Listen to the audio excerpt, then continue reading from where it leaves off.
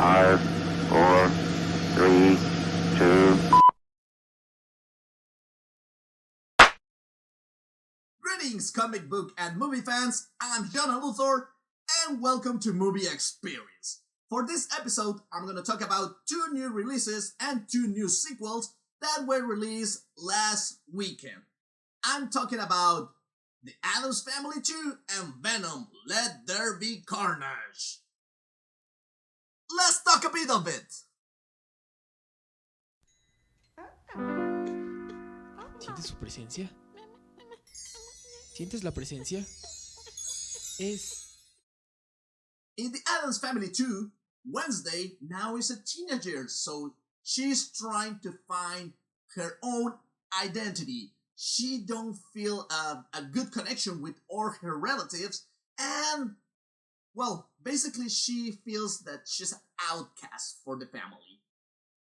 Beside of that, there's a new guy in town named Cyrus Strange. Then he claims to be the real father of Wednesday. So when he sent an agent to get a sample, a DNA sample from the Addams to prove that he's the real father of Wednesday, Gomez and Morticia, they have a panic attack, and Gomez takes the decision to make a road trip vacation with the whole family to make stronger the bonds between family. This is the story of The Addams Family 2. For this sequel, we keep the same essence of the first movie. I mean, the explosions, the extravaganza, the strange behavior from the family, and all the things that make the Addams Family what it is. So there's no problem with that in this movie. You can keep seeing the same family situation and the same gadgets, the same humor, the same essence of the Addams Family 1, and that is something really good because these weirdos make the whole movie pretty entertaining.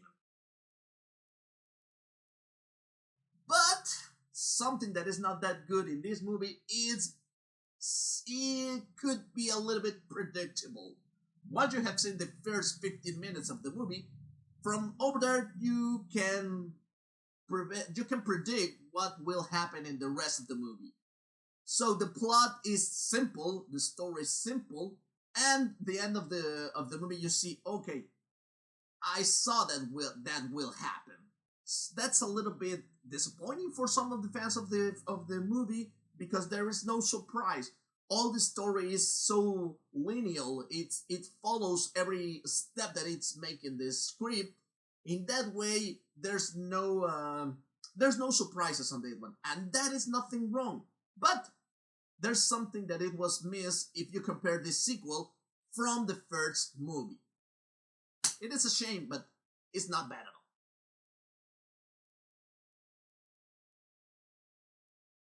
My score for this movie is, it is a good movie, but it's not as good as the first one.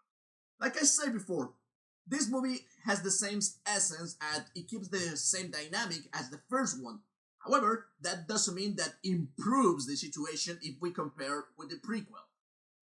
Actually, there's something missing over there. There's that magic. It's like when you gave your first kiss, it's not the same feeling. It is good, but it's not the same. Something was missed over here. Even the intervention of the Uncle Ed, it feels a little bit forced into the movie. That interaction with Wednesday and Uncle Ed, it could happen with any other character, and it may be better, but I don't know. It's not bad. It's if you have kids or if you're going to or you have a family and do you want to watch this movie in the theater, it's a really good movie and it's really entertainment. It's just that something was missing on this one.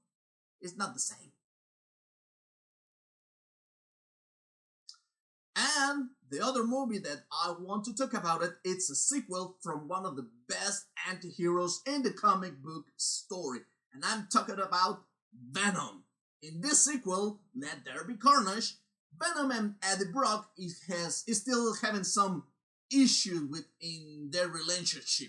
Venom wants to become a hero and protect the whole town. Meanwhile, Eddie Brock wants to keep Venom on in a low profile, and don't show everybody that Venom is still there. Everything gets complicated with Cletus Cassidy and serial killer. He wants to tell Eddie Brock his old story. In one scene that you can watch in the trailer or in the movie, Cletus Cassidy bites Eddie Brock's hand. When that happens, Eddie Brock gets part of the symbiote in his system. And that's how Carnage is born. From now over there, the movie gets really interesting. For this sequel, Woody Harrelson is one of the best additions to the casting because it's basically Cletus Cassidy. He has all the faces, all the personality, the voice, and makes the role of Cletus Cassidy and Carnage really truly believe. You can really think that he is a serial killer on screen. That's a great benefit. However, nothing is so good in this movie because I don't know, something missing. The personality of Cletus Cassidy could be better. The background of the character could be better. Because in this sequel, Cletus is so obsessed in gathering with Francis that's all Carnage's goal, and that doesn't happen in the comic book. He is so upset and so focused in just get together with his woman that there's nothing in the war more important than that. And this creates a conflict between the symbiote and Cletus Cassidy that at the end of the day is not good for Carnage. But not it's so bad.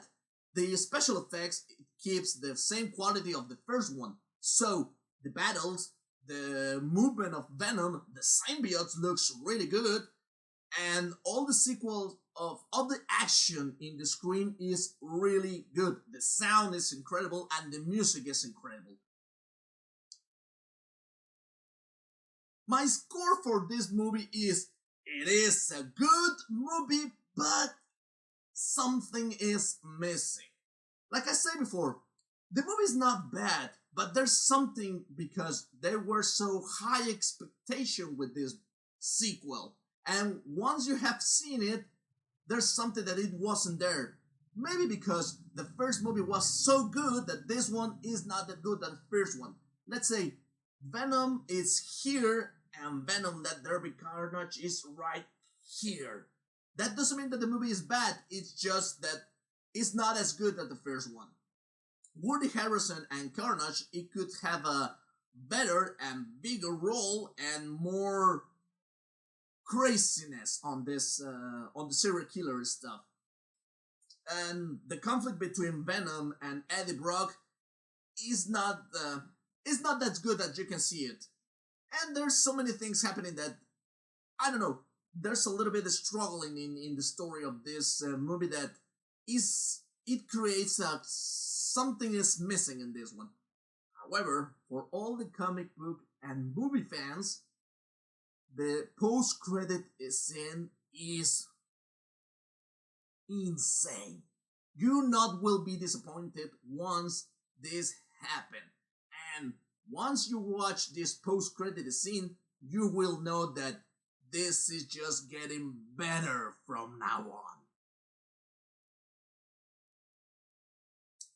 Both movies were released the past October 1st for movie theaters. Besides, the Addams Family 2, it's available on HBO Max. So, check the schedule in your local theater and go and watch this movie. And remember, if you're going to the movie theater, consider AMC like for your best option to watch movie because they have more than 100 years of experience in the movie theater business. They have good snacks and the A-list membership, it's really good because you only pay $20 monthly and you can watch up to 3 movies every week.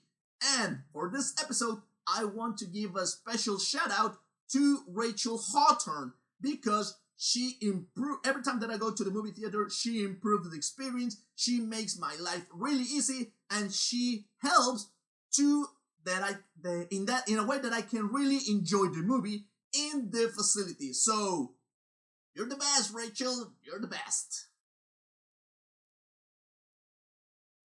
And this is the end of this episode. Thank you for watching up to the end. Remember, if you like it, give me a big thumbs up.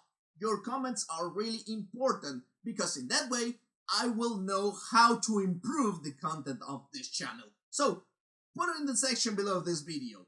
Share, because when you share, more people will know about this movie. They will be interested in know about this, and we can make the fan community grow.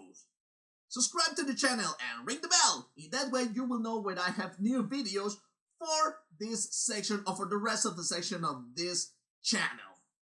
It's a small click for you, but it means a lot for me. Remember, I'm Jonaluthor, and you can find me with that nickname in YouTube, Facebook, Twitter, and Pinterest. And pretty soon, I will let you know how you can make donation to the channel. See you in the next episode. Greetings and keep in touch.